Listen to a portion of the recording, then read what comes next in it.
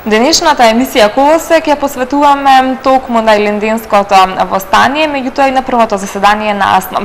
Повеќе за сите историски настани ќе да знаете од мојот денешен прв гостин и соговорник. Со мене денеска е професорот по историја Сашо Андунов. Здраво, Сашо, и добро ни дојде во емисијата.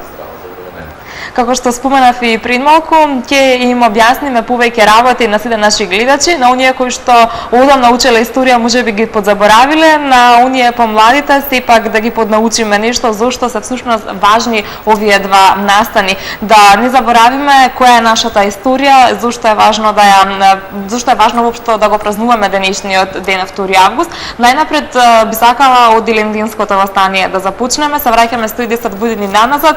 Тоа бил еден од големите чекори кон ослободување од Отоманската империја. Ке ни кажеш ли причина како дошло до ова Илинденско востание? Значи, за да се случи Илинденското востание, морало да постојат во тој период повеќе причини кои што би го натерале македонскиот народ да се крене на едно општо востание со цел да се издвојува својата сопствена слобода. Постојат многу повеќе причини, но ние во моментов ќе кажеме да спомнеме 3 причини кои што се најбитни и кои што од прилика допринесуваат за кревање на Илинденското востание. 1878 година е година кога се случува така наречениот Берлински конгрес, во кој што голем дел од балканските држави, соседи на Македонија, се стекнуваат со својата независност. Србија, потоа Бугарското кнежество, Романија, Црна Гора. Со самото тоа териториите на Османлиската империја значително се намалуваат. Губејќи ги финансиите кои што претходно ги црпела од овие територии, Османлиската империја ги зголемува даноците во Македонија и со тоа положбата на македонското население значително се влошува.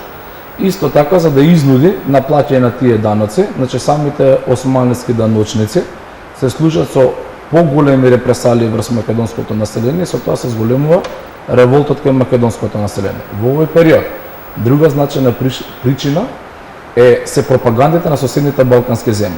Значи српската, грчката, бугарската пропаганда, кои што преку црквата и просветата делуваат во Македонија и имаат за цел да го асимилираат македонскиот народ, нели, и да направат врз него една денационализација. И главната причина која што доведува до кревање на Илинденското востание секако е организацијата ВМРО или формирањето на Македонската револуционерна организација 1893 година во Солун, прифаќањето на народните маси на идеите на ВМРО за создавање на една автономна македонска држава како преодна фаза кон создавање на една независна држава.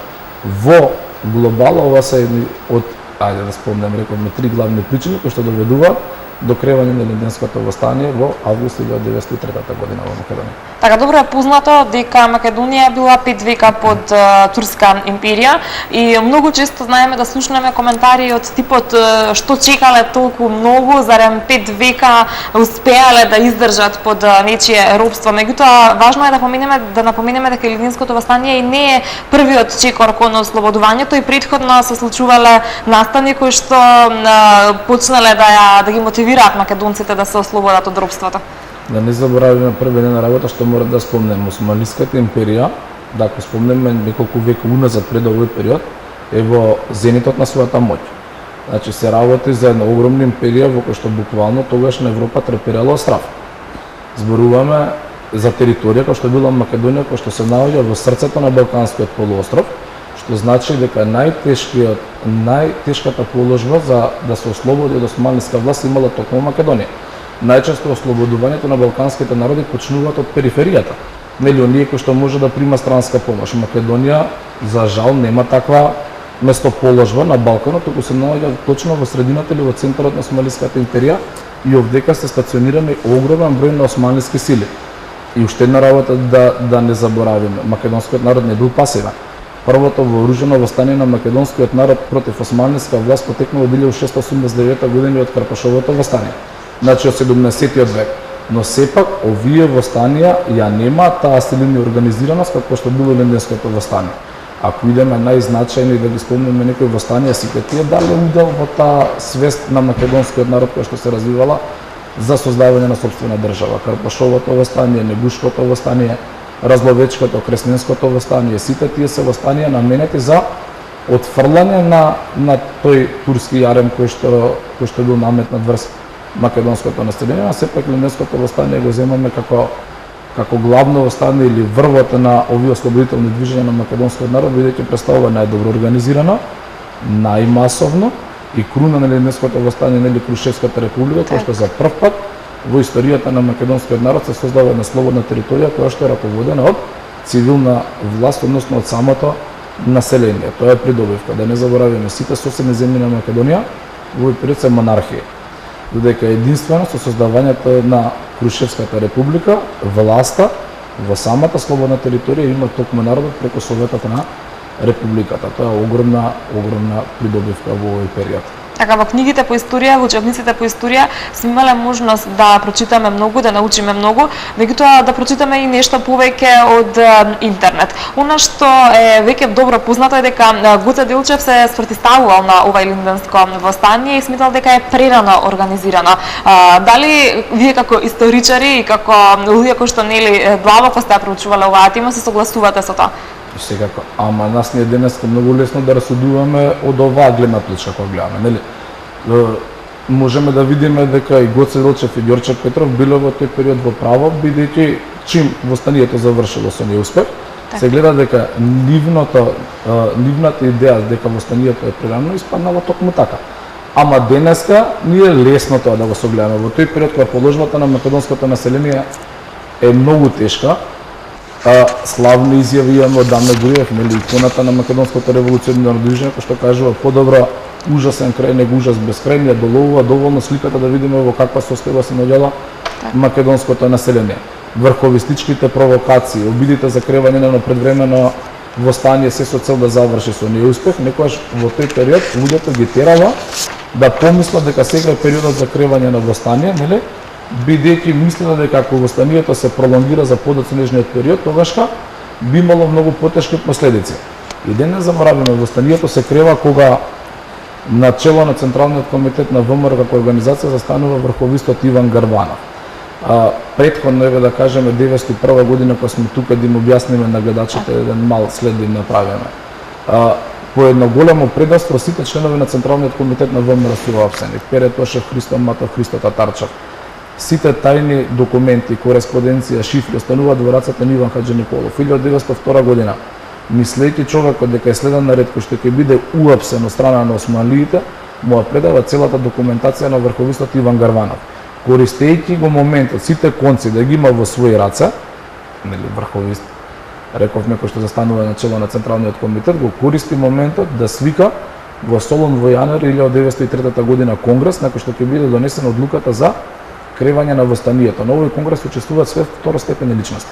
Ниеден од истакнатите дејци Ѓорче Петров, Гоце Делчев, Јане Сандански или санданистите од Серскиот револуционерен округ, никој не присуствува на овој конгрес. Токму заради тоа се развива после одлуката жолчна дискусија помеѓу самите членови на организацијата дали е време за восстание или не е време за восстание.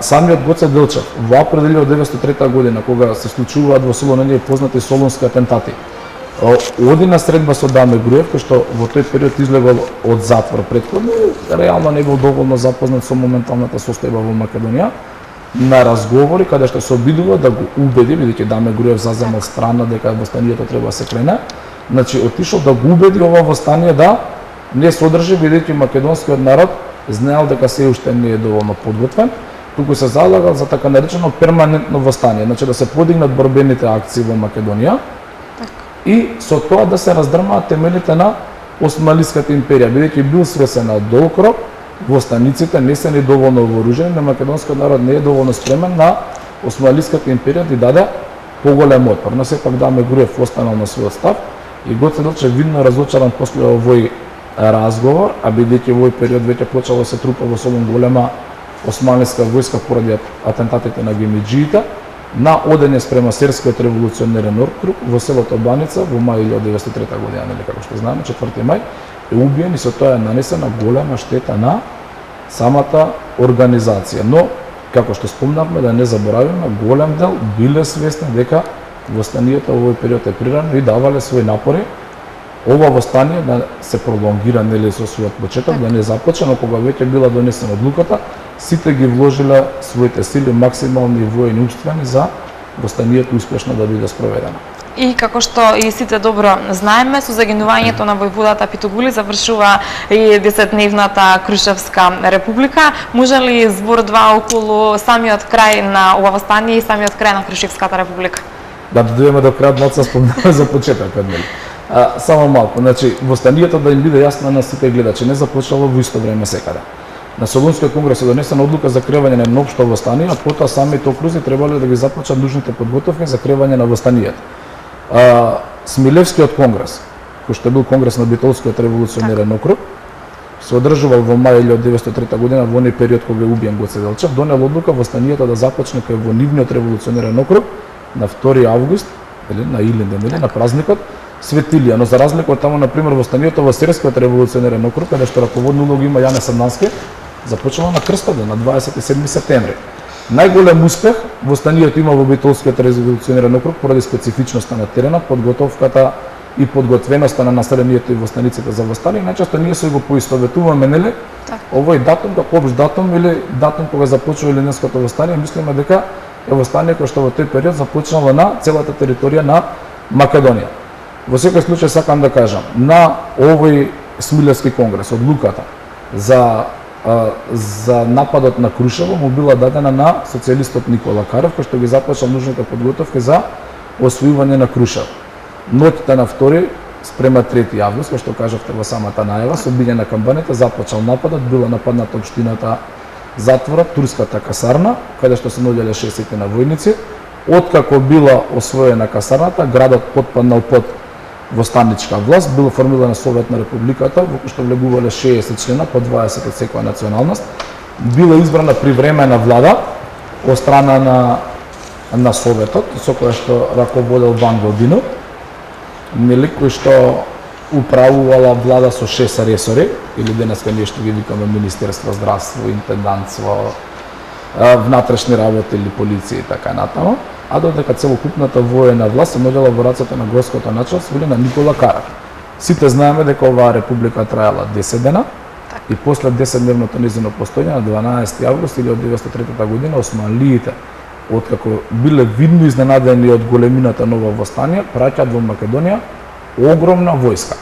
Има податоци каде што се кажува дека околу 167.000 пешадија, 3.700 коњаници, 444 топови упателе во Македонија за го задушат ова востание. Само за освојувањето на градот Крушево бил употребена 20.000 војска, на чие чело стоел Бахтијар Паша.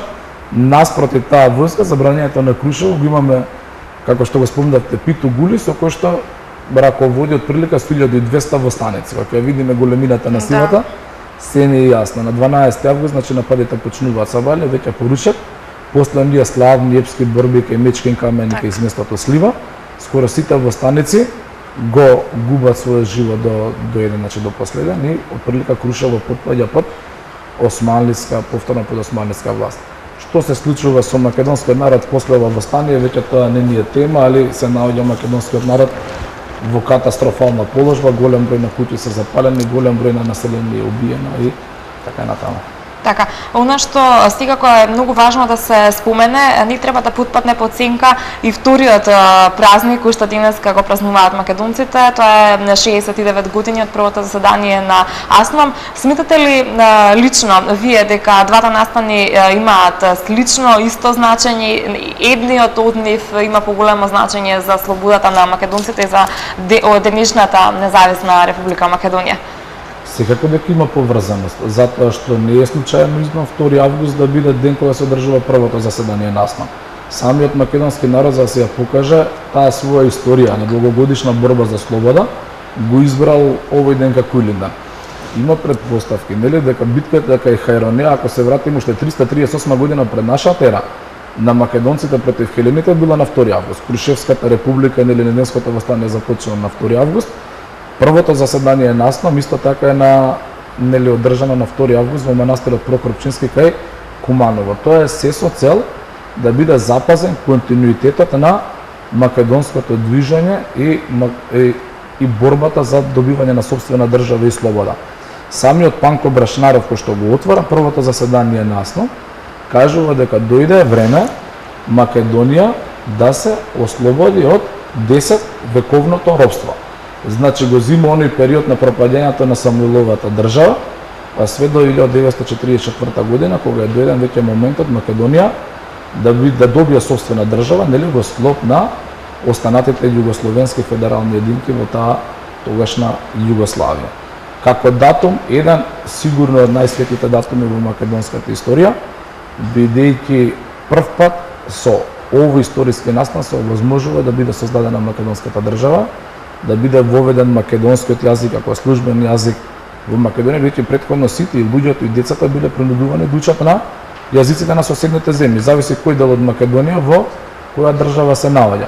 Била донесена една многу либерална декларација за слободата на правата на луѓето и сето тоа значи овозможува македонците веќе конечно оној вековен стремеж и што ги имале многу години уназад истакнати македонски дејци конечно да се оствари да се добие на сопствена македонска држава под председателството на президиумот наслов Методија Андонов Ченка, кој што нажалост малку покасно во конфронтација со југословенските власти нели сите ќе завршат или голем број од нив ќе завршат неславно со својот живот или ќе бидат испратени на Голи оток и така натаму.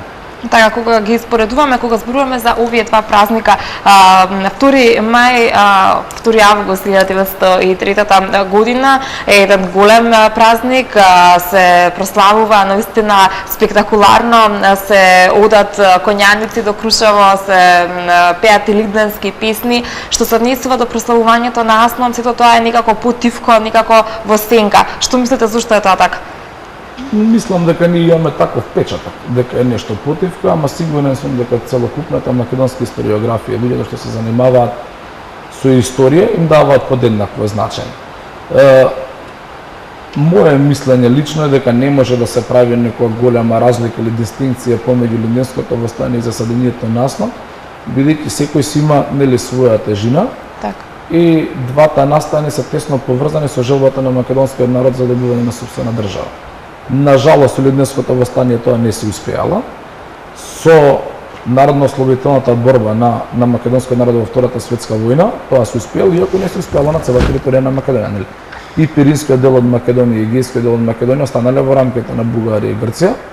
Еден дел од македонската територија добила сопствена држава, овој дел кој што живееме ние денес или Вардарска Македонија. На реално мислам дека не може да се прави разлика, да кажеме, во значење помеѓу Линденското восстание и засадањето на Аснон.